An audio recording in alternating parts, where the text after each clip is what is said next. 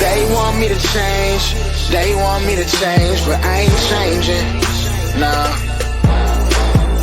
I remain the same.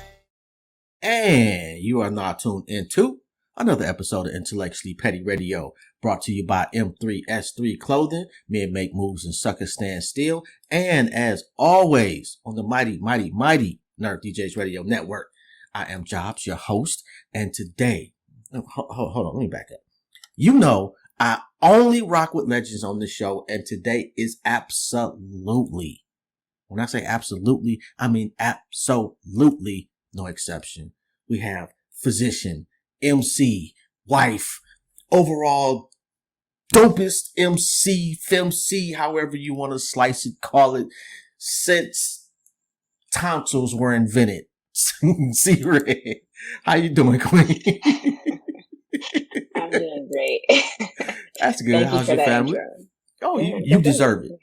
I appreciate you. No doubt. Wow, where do you start? Let's see. Why MCing? Started rapping in middle school, and I've always been very introverted. And so once I figured out how to express myself through hip hop, in lyrics, it was kind of the way that I felt like I could use my voice most effectively in this world. Because there's, I'm an adult now, so it's a little bit different. I don't mind speaking my mind as much now, but especially when I was younger, it kind of it empowered me to kind of speak my mind on my life and the world around me and those kinds of things. And it continues to be that. And it makes me happy, honestly. Okay, all right. You've got an interesting journey. You went to college, FAMU, right? Mm-hmm. Became an engineer. Decided you don't want to be an engineer anymore. I gave it a few years, so that's when I moved to Houston. I used to work in the oil and gas industry, so that took me out there, and it was a good place for me to figure out what worked for me and what didn't work for me professionally, but also meet a lot of very, very dope creatives and individuals in Houston that kind of allowed me to make my next transition artistically. So I don't know. I feel like, I think the college job journey has been a little bit weird, but it all kind of aligns perfectly. You don't typically find the personality type for engineering wanting to be a doctor. Yeah, that's a good point. So, my mother's a doctor. My brother is a doctor. Oh. They both knew when they were probably 5 years old that they wanted to be doctors. I didn't really know what I wanted to be when I grew up. I liked a lot of different things, which I guess is still playing out now. But I chose engineering because I knew it could basically let me pivot into whatever field I wanted to. Like one of my best friends, she and I went to engineering school together, and she's an attorney now.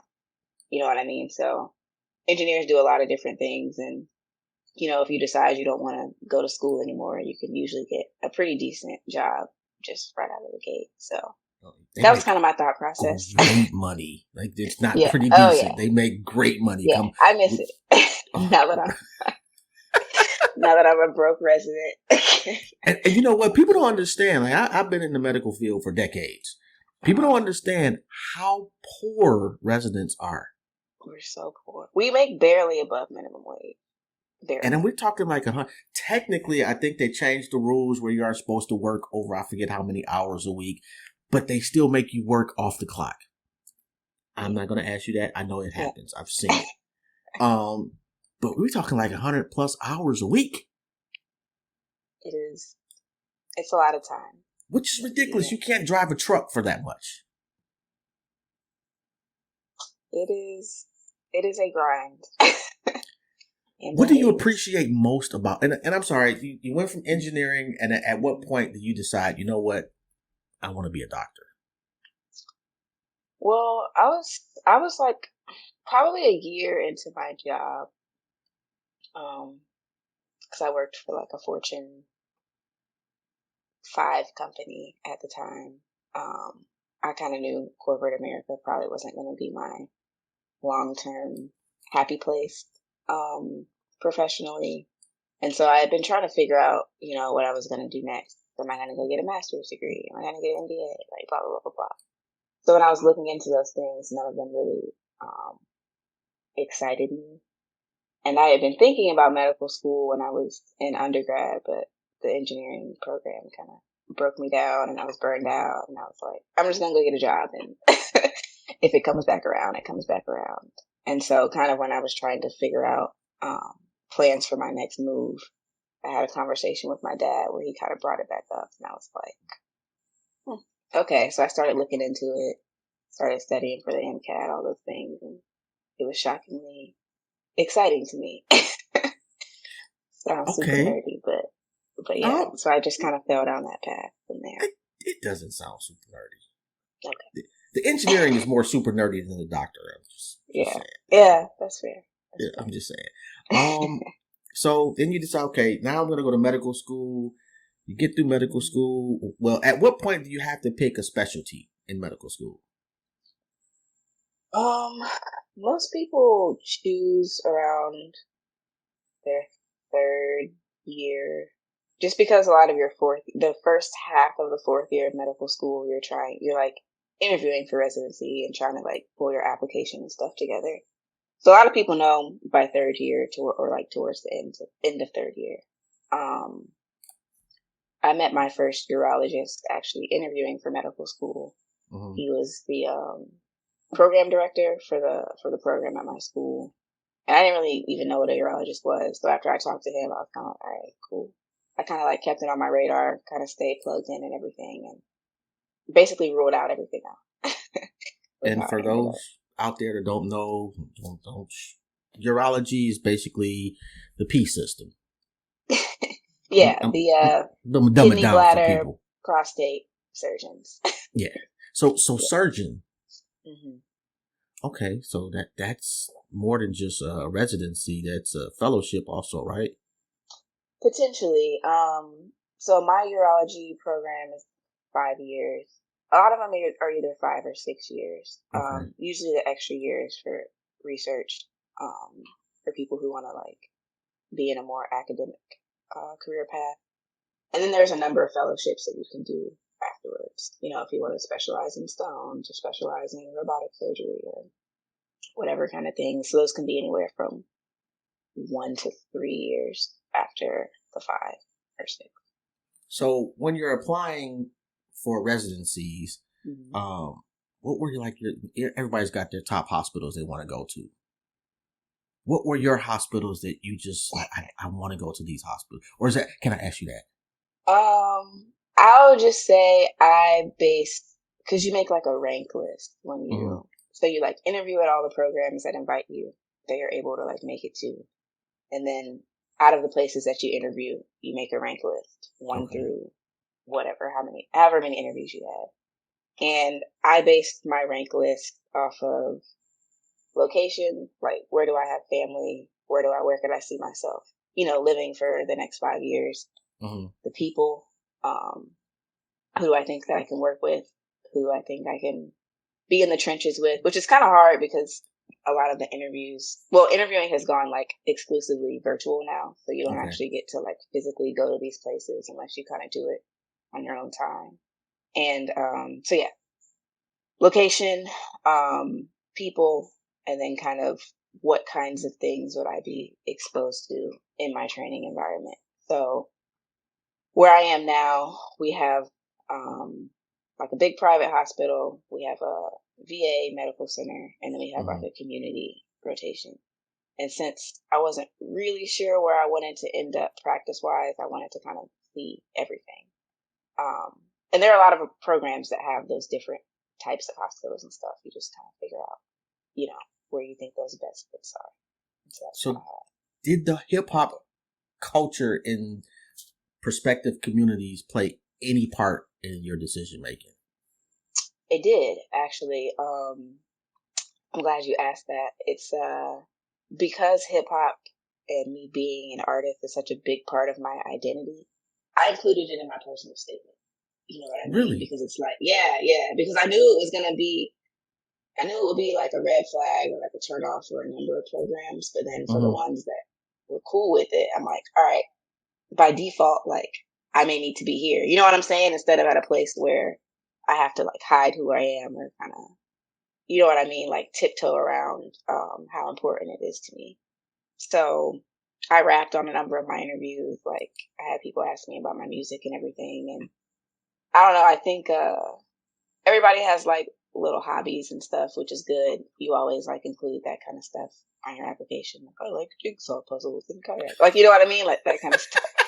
But like this is like identity forming for me. Like I need you to understand that I may ask to not be on call one night because I need to go do a show. You know what I mean? Like those kinds of things. And so I wanted them to know that it was like more of an identity thing than a hobby. So yeah, I included it in my personal statement, and all the programs that I considered very highly were very receptive to it.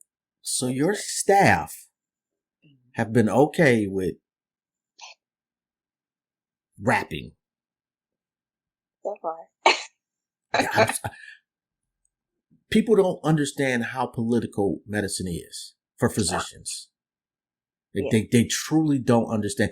And some of those doctors are just horrible individuals.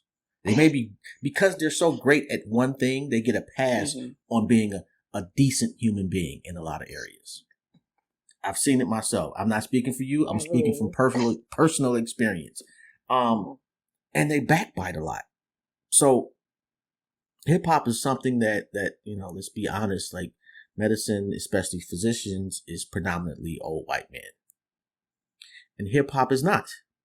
Well, at least the performers. Yeah.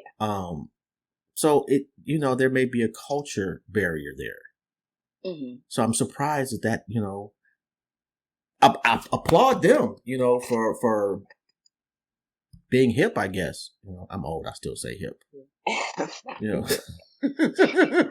I mean, it has not been an issue yet. Everybody kind of knows what I do, and they kind of just let me do what I do.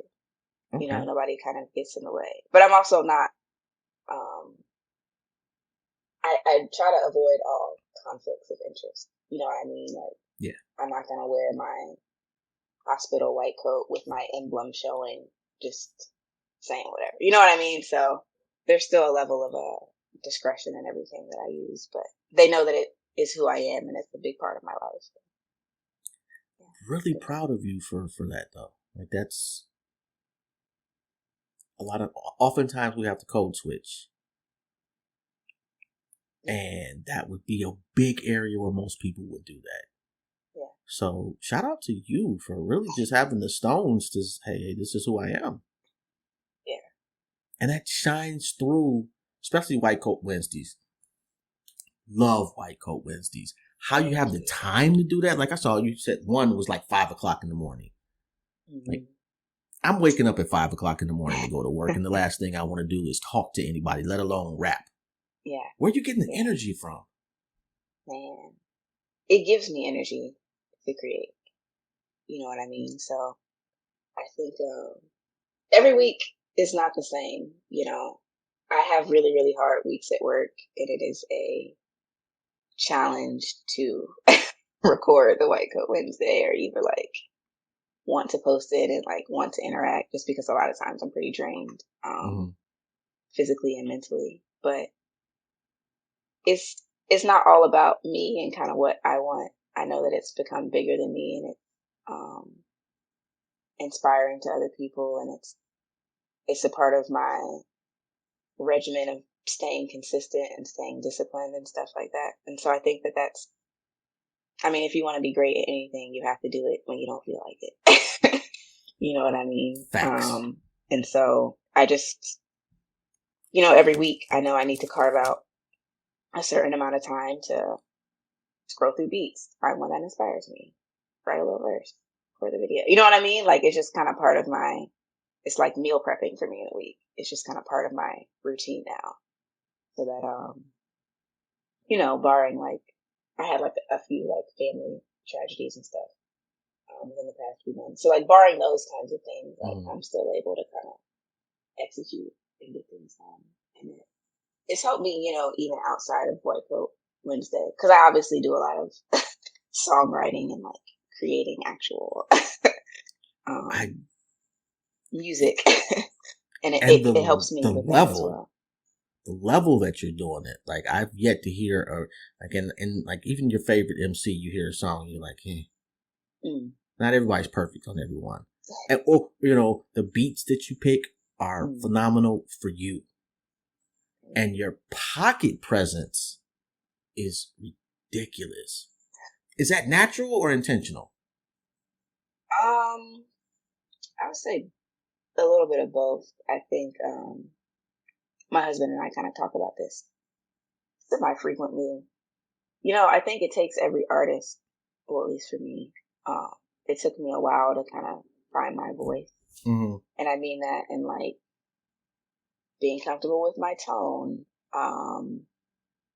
hearing different cadences, like not just trying to say all the dopest things that I can say in a verse, because not everybody is going to receive it that way. You know Thanks. What I mean? So it's taken me a while to kind of hear my voice as an instrument kind of before I'm writing, to kind of like hear the cadence I need to use or hear the tone and stuff I need to use. So do you see waves in the beat?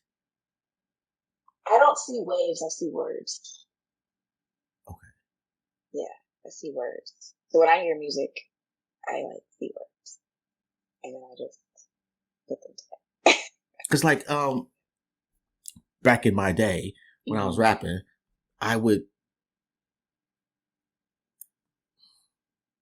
it was almost like like surfing. Mm-hmm. Like I could see all the waves in the beat, and I needed the cadence structure to match peaks or valleys. Yeah, for sure. Okay. Who do you study hip hop wise? Who do I study?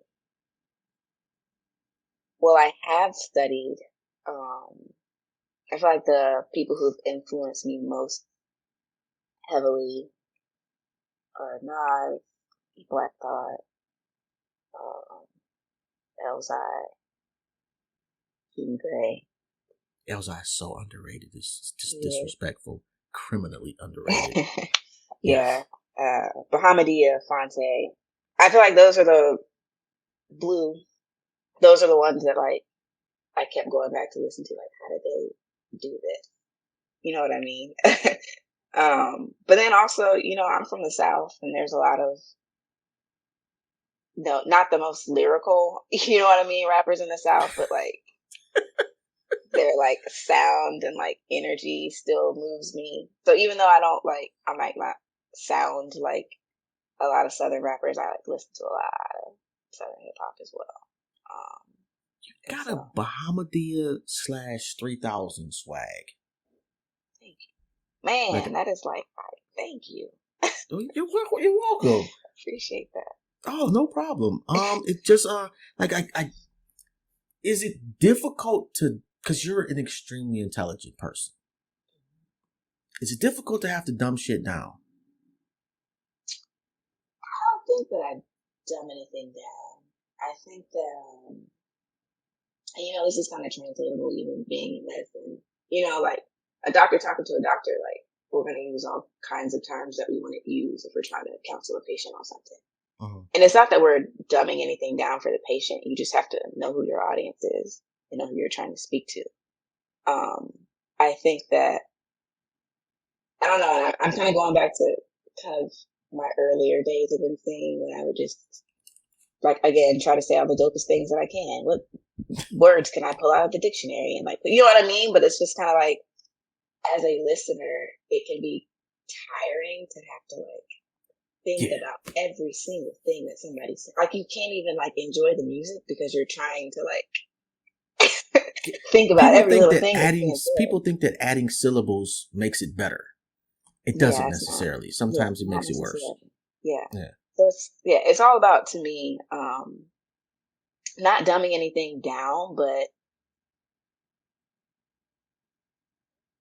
choosing the words and the cadence and the music that's gonna penetrate someone's soul and like go deeper than just their ears. You know what I mean? And Mhm. I think it takes a while to kind of figure out how to do that because you have to kind of put yourself in the listener's shoes as well and not just be like, oh, I'm a dope MC.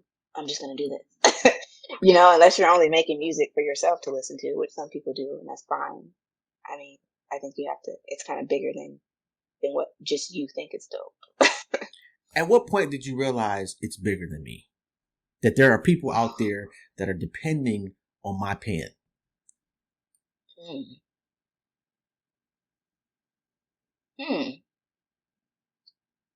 I don't know if I know the answer to that. I think I've been more cognizant of that since maybe 2020. Kind of around the time that I like started doing White Coat Wednesday. When I Okay. didn't even want to start doing it. Shout out to your husband for that. Yeah. Yeah.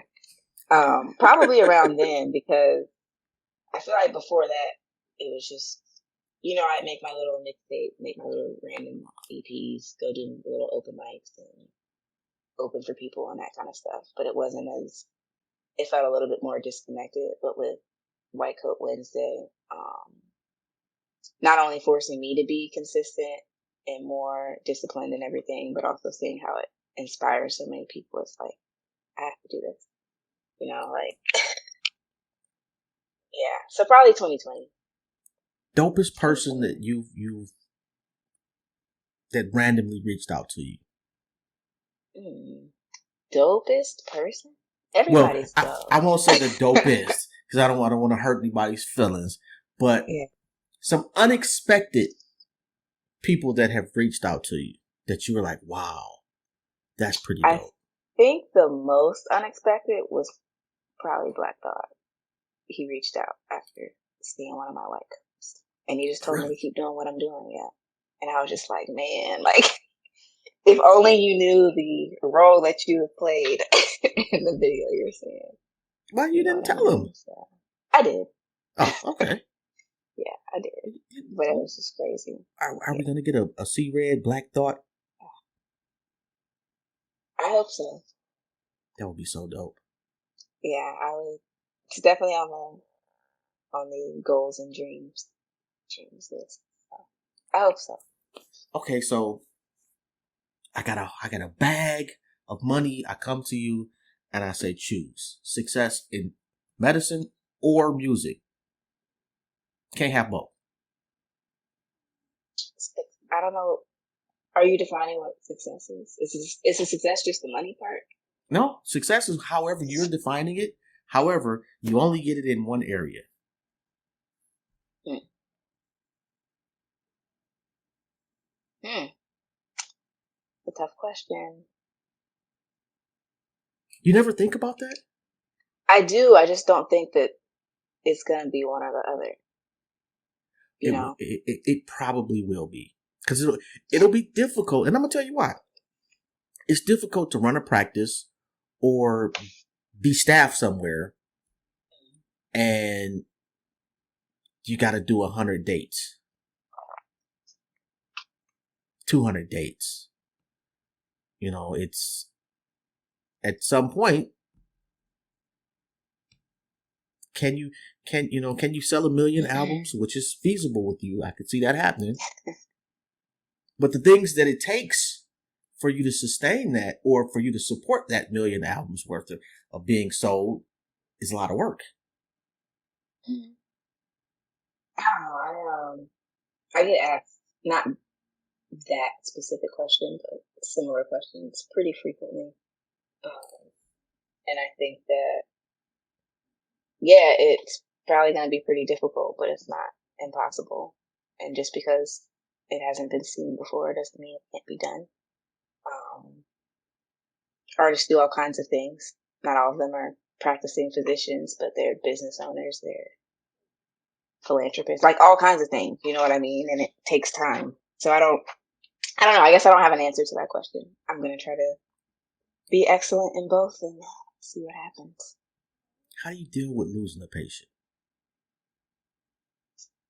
Um,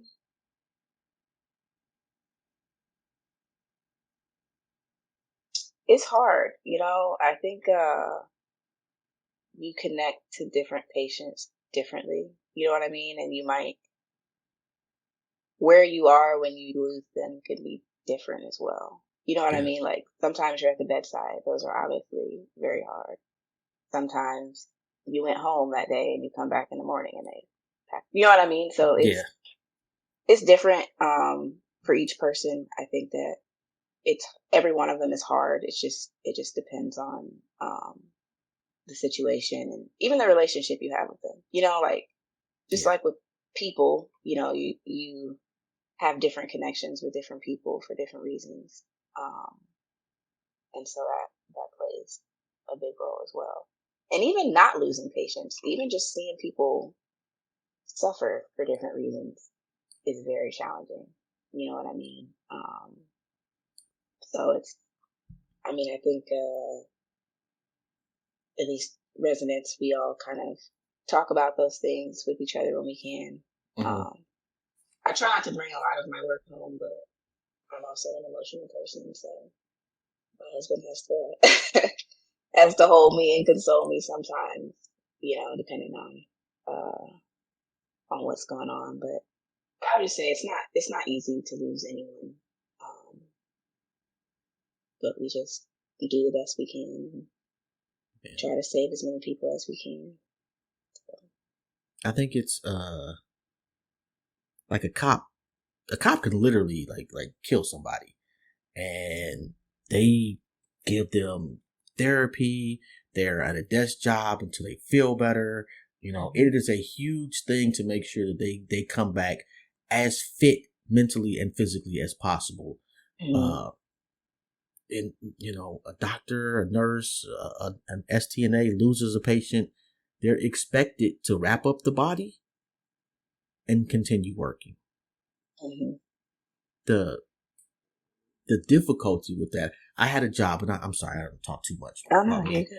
but I had a job where if you died in the hospital, they called me. Mm-hmm. There's a lot of things you have to do procedurally, speak to the family, Mm-hmm. and like dealing with death. I thought I had reached the point where I was okay with it. Mm-hmm. It's different when it's grandma. She's 80 years old. You had a good run.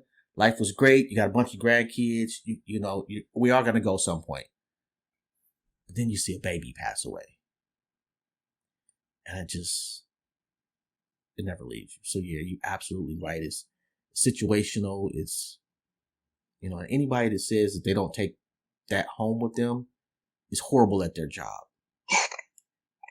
I'm just being honest with you. Like, not that you take everything home with you, but there are going to be Mm-hmm. moments if you are in medicine in any capacity Mm-hmm.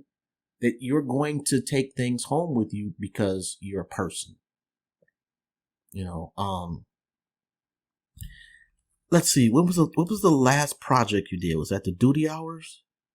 Duty Hours is coming out Okay, that on has to come out September yet. 13th. Yeah. Okay. So the last project before that was Air, having everything inside revealed.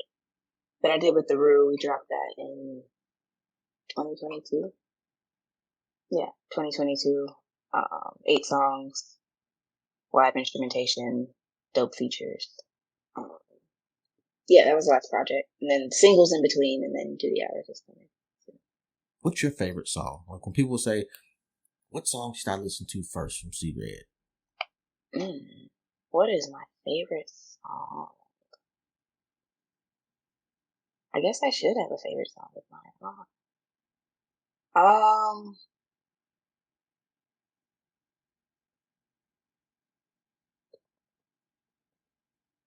I don't know if this is a favorite, but I think it's probably more palatable to more ears.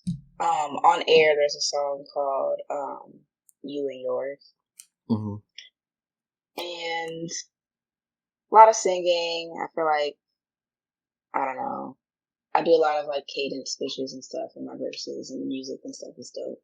So I think it can be an enjoyable song for anyone who just wants to hear what I sound like, but doesn't want to get too far on like the boom bap hip hop head vein or kind of some of the other stuff I've done.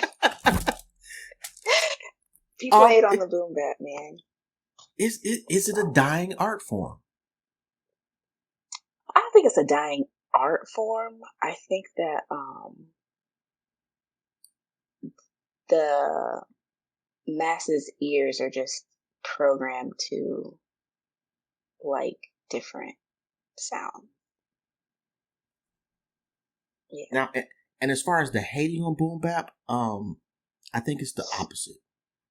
I think the boom bap purists are some of the most arrogant bleeps. I curse a lot, so I'm trying to chill out. But and trust me, I've had conversations with people that they boom bap is Jesus Christ, and this trap music or whatever else you're listening to is pure satanic. It's just ridiculous. Some of the shit they say. I'm sorry. Yeah. So I think that sometimes they're their own worst enemy. I agree. I mean, I think that there are different sounds that can be appreciated because they should be appreciated. And do I love boom bap? Yes. Is that kind of what made me fall in love with hip hop music? Yes. But do I make other things that sound different? Yes. Do I enjoy other things that sound different? Yes. So it's just, I don't know. I think there's room and there's space for everything. People just have to allow creativity to be creativity. I would love to hear you on an Alchemist beat. That would be dope. I think that, and actually, in my weird way of listening to things, Bodie James is one of the dopest people to me. And although I know that the content is completely different, I think the pockets that you guys, both of you are in, are very similar. Man, I would pay for that. Just from a hip hop standpoint. Yeah. Oh, in that vein, is there somebody that you listen to that would surprise most folks? I don't know. I don't know what people think I listen to. I'm thinking most people think that you're at home, like in a Zen-like state with candles around you floating, right? I wish. I wish I was. I don't know. My preferred music to ride around and listen to is really not even hip hop now. I like jazz and funk and stuff like that. So I'm more likely to be listening to that probably than a hip hop album unless somebody's dropped something that I really hear. So I don't know if that's surprising. But what brings you the most joy? Musicality. What brings me the most joy? Spending time with my husband, honestly. I really enjoy that. And I think it definitely, marriage is great, you know what I mean? But I think because I'm away from home so much, because I work so much, just even we got to fold clothes together, or we got to make dinner together, or whatever, those little things matter quite a lot to me. You know what I mean? How'd you meet him? That's probably a boring answer. But it's actually probably one of the best answers I've had, and I've been doing this show a long time. People don't appreciate the need for the small things. Mm-hmm. They want to show you the pictures of we went to France, or we did something huge, and they want to show that off. But to honor the value in folding clothes together, which couples across the planet do. But most of us don't do it, and we don't look back and say we folded clothes together. That meant something to me. Mm. So no, I think, I don't discount that at all. I think that's a beautiful fucking answer. Thank you. How did you guys meet? My best friend and her now husband set us up on a double blind date. So we all went to see Black Panther, actually, when it dropped on opening night in Houston. We had grabbed some dinner before. They went to the movie. It was kind of one of those like fancier theaters. They had like a bar and stuff in it. So after dinner, we like grabbed a couple drinks and we were just talking and that kind of stuff. And it was dope. First date was dope. Second date was a little bit more challenging. so we kind of, we're just like really, really good friends for several months, like after our second date, just because I met him like a few months before I knew I was going to be starting medical school. And like, I went to medical school in Galveston, which is like an hour south of Houston. So I was just like, this feels like a very selfish time to try to like get into a relationship with someone when I know I'm going to be very busy and like not even I'm an hour away, so it's not like super far, but it's inconvenient. You know what I mean? So Yeah. I was kind of like, just kind of like tiptoeing around it or whatever. But the more time that we kind of spent platonically and like without the pressures of trying to impress someone you're trying to date, like we really got to know each other, and I was like, nah, he's like really dope. You know what I mean? So we kind of like fell into it a little bit more naturally than just going on a bunch of dates. And it's like, okay, let's be exclusive. You know what I mean? So I don't know. He and I are still best friends now, and it's dope. I thank my best friend frequently for helping me find my husband. I wonder how they knew. I don't know. Like he and her husband were like friends. They were in a professional organization together, and she was like, I don't know. I think it was a situation where she was like, "What available homeboys do you have?" And she like went through all their social medias and stuff like that. You know, I guess you don't know me, but I've never like used the dating apps and stuff. I'm kind of like old fashioned. You just meet someone and strike up a conversation, like that kind of stuff. So I was kind of really opposed to it. Like neither one of us wanted to go on the blind date. We were just like, fine, y'all, fine. You know what I mean? And it kind of worked out. So Like how you are rapping is like you seem like the shyest individual. very introverted. And to be a physician, like is like this, and rapping, like both of those require a dominant presence. In certain spaces, I feel like there are spurts of dominance. You know what I mean? Like I can do those things, but go out in public or like go to a concert or whatever and just enjoy them and like not talk to them. You know what I mean? Or I can go to a coffee shop and just do some work and like not necessarily have to strike up a conversation with anyone next to me. I don't know. I don't know. I can function in society. Well, I just clearly get you can drained. because you're Just highly get drained. successful at it. Yeah. You know what? I didn't ask you. What year is this for you, residency wise? 2. Okay. Oh, you got a ways to go. Yeah. Yep. Oh my God. So at least Thoughts 3 more and years. prayers are appreciated. Although, you know, like you got some people up under you now. Mm-hmm. How are you treating them? I know you're not treating them like trash, but how do you interact with being? You have to basically check their work, and you have to dictate to them that they have to do certain things. So I'm in my second year of residency, but our first year, so every urology program does at least 6 months of something that's not urology. Mm-hmm. In my particular program, we did 9 months of like general surgery and stuff like that. So I was an intern that year, and now I'm full-time urology, but I'm essentially like a urology intern now. So Gotcha. it's like, unless we have one of the new first years that are on service with us right now, I'm kind of not really giving anybody a lot of direction. I'm just working. You know what I mean? And like being directed or whatever. I feel like the most people that, it's not even direction. I think I get to work a lot more closely with, the nurses and stuff, just Mm-hmm. trying to like coach them on how we handle certain things on the floor or handle different consults and stuff like that. So I'm not really directing anyone right now, to be honest. I'm just grinding it out.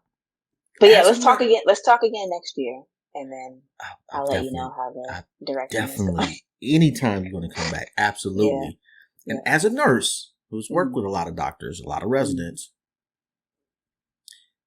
just my little 2 cents is listen. Oh, nurses have literally saved me more times than I can count. You know what I mean? And it's just, Yes. I love nurses. I love nurses. They spend way more time with our patients than we do. And they are the reason that we're able to catch really, really critical things and respond to them because they're the ones that are there. You know what I mean? Like we're around on patients or whatever in the morning or in the afternoon, but those are, 5 to 15-minute interactions at a time, depending on what you're doing. Whereas a nurse is there hours, their whole shift. You know what I mean with that Yeah. patient, and they're catching all the things that we need to know about. So they're heroes, man. That's the only way to say it. Like I'm going to cry a I little know, bit when we get through with this interview yeah, because it's man, dope to hear. yeah. Could Okay. not do anything I do without them. Producer wise, is there like, and especially with White Coat Wednesdays, like, I don't know if that's even, would I view them as producers? Because it just seems to me like somebody sends you, what is it? Slop Funk Dust. Mm. Matter of fact, what's the relationship with But that person? man, Slop, that's the homie, man. He runs a group called Session In that it's like a collective of producers, and they have different events, where they like play beats and collaborate and those kinds of things. So Mm-hmm. during the pandemic, they would have a weekly like Zoom meeting on Friday nights where people would just like come in and play beats and get feedback and all this other kind of stuff. So actually one of the producers in the Rue that produced my last EP just invited me to like come in one Friday night. And I was like, all right, cool. It sounded dope to me. You know what I'm saying? Like I can sit at home and just like listen to dope beats for hours and hours and hours. So I started connecting with a lot of producers in that group during the pandemic. And so, after everything kind of like opened up and well, even kind of before stuff opened up and I started doing White Coat Wednesday, I was initially doing it over like a Drake beat or a Jake, you know what I mean? Like that kind Yeah. of stuff. Cause everyone's like, oh, just rap over beats that, a bunch of people like and just put your own, but I don't know. That's not really me. Like, I don't know. It just wasn't working for me. So then I was just kind of like, there are a lot of dope producers that I either know or I like or I aspire to work with that other people need to know about. So that's why I just started like picking their stuff to rap over versus, you know what I mean? Like, established artist instrumental or whatever, just because I think that they deserve shine and deserve attention too. So Slop, he produces as well, but he knows a lot of dope people, and he'll just like send me, different videos from producers who are doing something dope, and I'll either like use one that he sent me or I'll find whatever is kind of inspiring to me that week or whatever. So we just kind of like go back and forth, like, do you think this is dope? Do you think this is dope? Like that kind of stuff. And I just kind of rap over whatever moves me the most. How important is chemistry So with super important. with a producer? Super important. I think that I think that's kind of like any relationship, honestly. Like you're just gonna have better chemistry with other people than not. And that doesn't mean you can't get the work done. It just your relationship's a lot different. So I think that I met a lot of dope people. Some of it's just we'll do a song or I'll do a verse or whatever, and like they were cool. Like there's no love lost or anything, but I'm not gonna like just pick up the phone and call Yeah. you for a non business related kind of thing. I think that's fine. Like it just kind of depends. I think that for me, being able to provide feedback without it being taken as disrespect is a pretty big thing. Just because, I don't think I'm perfect. I'll write a verse and send it to a producer and be like, what do you think about this? And sometimes it'll be like, oh, like up to this bar, it's dope, but like here you kind of lose me a little. You know what I mean? Like, Okay. so I'm always receptive to like what is going to be the optimal sound or like the optimal way that my voice is being placed over this music for it to be the best that it can be.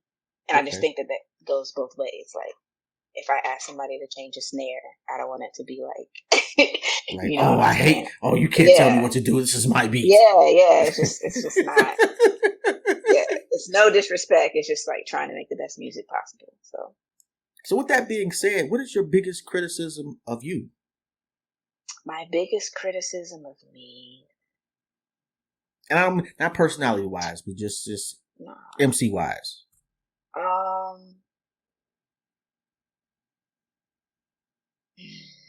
I still can get pretty wordy if I don't watch myself. And just, I don't know. I think that, kind of like you were saying, like people think if they just have a bunch of syllables, like it's dope. I think it's the same with words. Like, I've really had to, because sometimes it'll be like, I'll write a verse, the verse will be dope, but there'll be like a few bars where there's just like one extra word and it just isn't quite right. You know what I mean? So I think that that's the thing. And then sometimes not being as energetic maybe as I could be, but I'm not super, I don't know, I'm pretty just laid back across the board. Yeah, you know what I mean? So you're never going to be Busta Rhymes. Yeah, I'm about to say, me trying to bring Busta energy to a track is just not, it's just not me. You know what I mean? But I don't think, I don't think everything needs to be like monotone, but you know what I mean? I don't know. It's a work in progress. I think that there's a right way to do stuff and still kind of be me. But Rakim has made a career out of it, and he is one of the greats. Yeah. Oh my God. All right. So everybody, the top 5 is, it's almost a mandatory question at this point. Do you have one? Not really anymore, to be honest with you. I think, nah. Definitely some of the people I listed kind of earlier in the interview when I was talking about who like influenced me most heavily. I think that that's an easier way for me to answer that question than just like, I think this person is the person. You know what I mean? Like, everyone's going to disagree with everyone's list. And I don't know. There's way more than 5 incredible MCs. So it's just, I don't really like to get into it, to be honest. I think most lists people can, even if it's not their list, they can understand. Mm-hmm. Like there's probably a group of 15 MCs that are interchangeable in the top 5 that are acceptable to the masses. For sure. And anything outside, like if you put Too Short in your top 5, and I love Too Short, but you're a madman. Like something is wrong with you. You got dropped as a kid. People are gonna scream to the rafters. But if you got Nas and for me, Tupac is like the GOAT. You can't get better than Tupac for me. But you got Nas, you got Pac. Most people would agree with Biggie. I would not, but I understand the argument. It's just not enough body of work for me.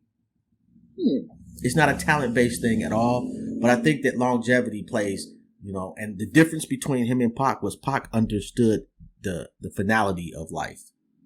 And he believed that he was going to lose his life early. And he worked like he was going to lose his life early. And Biggie was just enjoying the ride. But it sounded wonderful. It sounded beautiful. There's nothing wrong with that. But like Pac has got 15 albums or something like that. Some crazy number. In such a small amount of time and such quality, it just, but yeah, there's, Scarface definitely for me is top 5. I love Scarface, yeah. My husband and you would be very good friends. He's from Houston, so. Oh, tell him to watch this part. Okay. Was it last year? Last year, I got invited to a Scarface concert. We get there and we backstage. I end up on stage with Scarface after his show, taking pictures. Go backstage and listen to him. We have a conversation with him for 2 hours. Wow. Yes. That's my personal favorite hip hop moment. That's What's dope. yours? What's yours? Ooh. Hmm.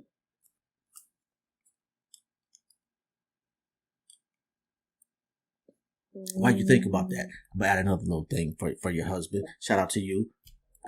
He was the guy that you think he was going to be.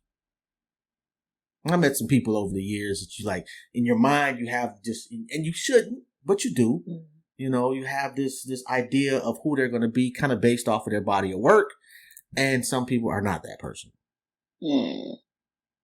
Scarface, now he wasn't sitting around talking about death and destruction, you know, but like just the just his presence and his advice and you know just the way he just talked, like it just, he was Scarface. Yeah. I went home like, man, that motherfucker is dope. That's pretty much what Yeah. I'm saying. Yeah. No, I've heard dope things about people who've met him. My favorite hip hop moment. One of them, are you familiar with Lyric Jones? I am not. Okay. She's an MC, singer, drummer, originally from Boston, but now out in the LA area. Mm-hmm. She and Raw Digga are like super tight. Okay. So they've gone on tour together a few times. And one of the tours they were on, they stopped in Houston. So I obviously went to the show. I met Lyric back in like 2012, I want to say, at A3C. That's the festival down in Atlanta, the hip hop festival. And so we've been kind of cool since then. But I love Raw Digga. Had never met her before. And like before the show, you know, I'm like talking to Lyric, like chopping it up, all that kind of stuff. And she was like, yo, you gotta meet Digga. I was like, I gotta meet, you know what I mean? So like, you know what I mean?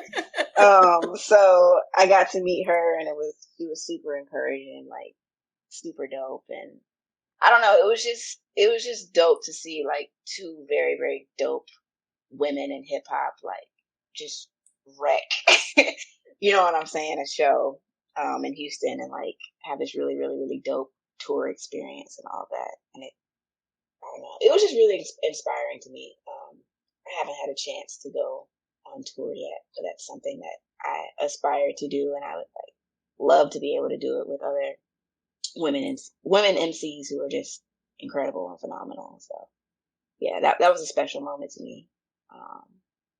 Yeah, so thank you for reminding me of that. I haven't thought about that in a while. You're welcome. I tried. Yeah. Okay, so you put together your own tour. You get to pick some femcs to go with you. Who you scooping up? Definitely take Lyric with me. I don't know which legends will come with me, but if any of them want to come, I take Ra, I take Queen, MC Light. Who else? I really like Shay Noir. Okay. I like her, and I think it would be like a dope kind of contrast in sound and stuff like that. I think Little Sims is super dope. Kumbaya, super dope. We could just Kumbaya. Yeah. She's crazy, crazy dope. It's a dope ass name too, by the way. Oh yeah, you need to. Yeah, you gotta check that out. She's incredible. Where does C Red come from? It's not an exciting story, but it's really not. I like every time I have to explain, I'm just like, oh, thought about this. Anyway, it came from a nickname I had in college. My first name is Carissa. My maiden name was Redmond. C Red. That's it. Okay, all right. Underwhelming. I'm sorry. What role does religion play for you? I read my Bible every day. I grew up, Christian church, everything. Church on Sunday in the morning, maybe in the evening, church on Wednesday night, that kind of stuff. Oh yeah, I was churchy. Yeah, we were churching. We started just going on like Sundays. As we got a little older, I think it was really important to my parents for us to kind of have us have that foundation and everything. I don't really go to church now. I think a mixture of it is I'm working a lot of weekends or I'm tired. And it's a little hard to find a church home, in a new city when you don't have a lot of time to kind of move around on weekends and stuff. But I don't know, I would consider myself to be a little bit more spiritual than religious now. I kind of have my own relationship with God, my own things that I do to stay connected with Him, and they don't really have anything to do with being inside of a church. I know that it's like important to kind of connect with believers and that kind of stuff. So I kind of do that outside of church walls. But if I get to have kids or something, I'll probably take them to church. Kind of like my parents did, not 3 times a week, but at least get them in a little Sunday school and let them learn some Bible verses and stuff. Church has always been difficult for me. Because mentally I'm always competing with the pastor. And I don't mean competing like for the parishioners, but I'm always dissecting their sermon. And it's like, okay, bro, I read that part. That's not what that meant. Or I just don't believe that part. Why can't I ask questions? And then you run across a pastor or two, that are okay with you having questions. Because a lot of pastors are like, look, bro, I'm the pastor. I got this. Don't ask me nothing. It is what it is. Yeah. I'm pretty sure somebody asked Jesus a question. Why I can't ask you? Yeah. But I have read the Bible too. Yeah. So I don't know. I know God. I know in my heart, in my mind, that there's God. I'm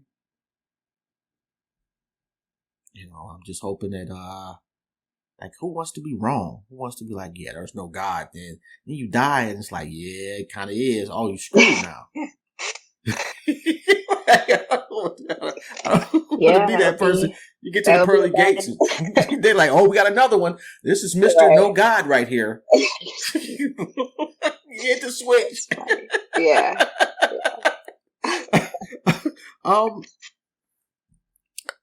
What you said, you got an album dropping, a project? Is it an album? Is it an EP? In between album EP. It's gonna be listed as an album, but okay. But yeah, duty hours, and it's funny you kind of alluded to this in the beginning of the interview, and I started to go off on a tangent, but I was like, nah, let's just see where this goes. So just like you mentioned, there are rules for how many hours residents are allowed to work, in a week. Those are like the duty hours guidelines from the credentialing body that kind of gives all the residency programs in the country their rules and stuff. So technically, residents you can't work more than an average of 80 hours a week over like the course of a month, over like a 4-week block. You know what I mean? So sometimes that means you are working 100 hours in a week, but then, you offset it the next week by doing 70. You know what I mean? Like that kind of thing. Which is crazy, by the way. Yeah. It's a lot of time.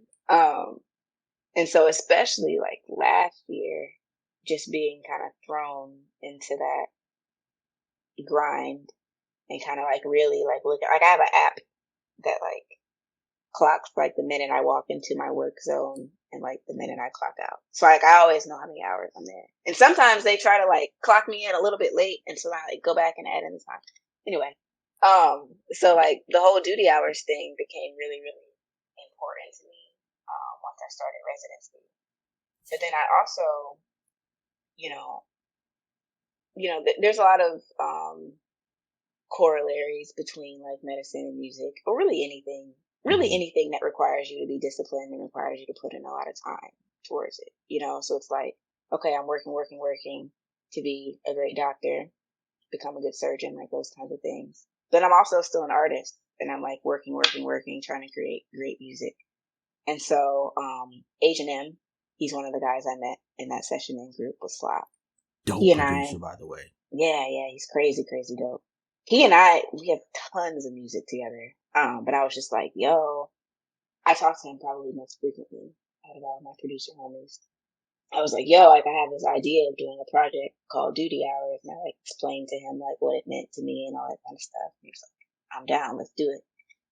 So we have a collection of songs that I put together, over this last 1 to 2 years that they're not like about me being a doctor or anything, but they're kind of like, why not? The music that I'm making at this period in my life. Why not? Yeah. Where's that song? I don't know. It's I think it will come at some point. It's just I still make music that I want to hear, you know what I mean? And like I don't think that's necessarily me being like, oh, I'm a doctor. You know what I mean? I don't know how to explain it. I mean, and not necessarily a braggadocious I'm a doctor, but kind of like a behind the scenes of what a doctor goes through. Mm-hmm. I definitely think that is coming. I've written some things kind of along those lines. It's just, it's a, you said you used to MC, or you do still MC, right? Oh, no, long time ago. Okay. So, I think that there's a time to write about certain things. Like you have to be in a certain space in life to be able to express whatever you're going through. You know what I mean? My brother is a leukemia survivor. I wrote a song about him when I was in college. He had the leukemia, a few years before, but it took me like that amount of time to be able to be like, all right, I can finally like not only sit down and write this, but like deliver it. It was a one take. I wasn't able to deliver it again, so I'm glad we like got through it. But I think everything has its own season for when you're able to kind of express like what it looks like and what it means to you. And maybe I'm so deep in the trenches that I can't like put a global perspective maybe on like exactly what I'm experiencing day to day. But I have ideas of, how it's gonna play out musically. It just isn't quite the time for it yet. I definitely am looking forward to that. Looking forward to Duty Hours too, by the way. And I know you got things to do today. I definitely want to make sure that I thank you.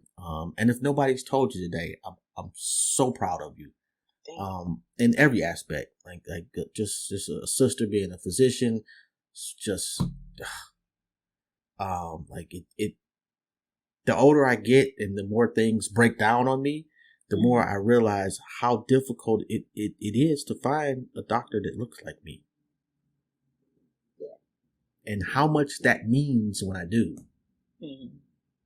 Or a nurse practitioner or a PA, how I've unfortunately I've had surgery.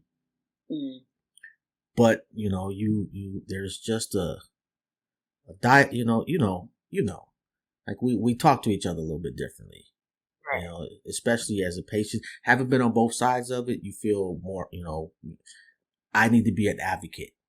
Not that you're an advocate for everybody, but our community is, and this is not me, it's not hyperbole. This is factual that we have been, the medical profession treats us a little differently. They treat me differently. I'm And I, I literally work there and I get treated differently. So nah, I feel you.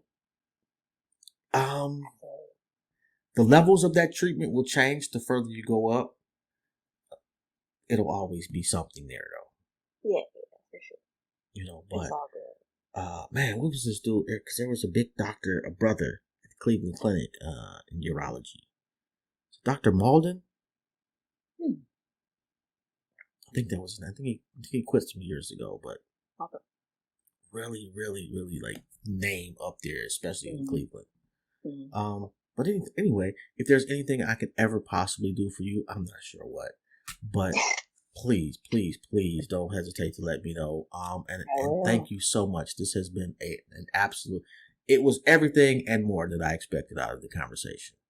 I'm glad. I appreciate you having me. Thank you for your time. Thank you for your questions. Very, very dope interview. So Well, thank you. yeah, I for appreciate sure. that. Yeah, that means a lot. I'll throw Yeah. a couple of clips out there, at some point probably today, since I don't have to work. And you, I got to work the next 3 days. We do 12s. Ooh, ooh. Oh, God. My son-in-law's a Anybody doctor. feels you, I feel you. Oh, He what kind of does, position is he? is he a neurologist? Ooh, okay. And it's like his first year as a staff. Okay. And so he works 2 weeks straight, like, was it 12 hours a day, 14 days straight, and then he gets 2 weeks off. Like, how you doing that?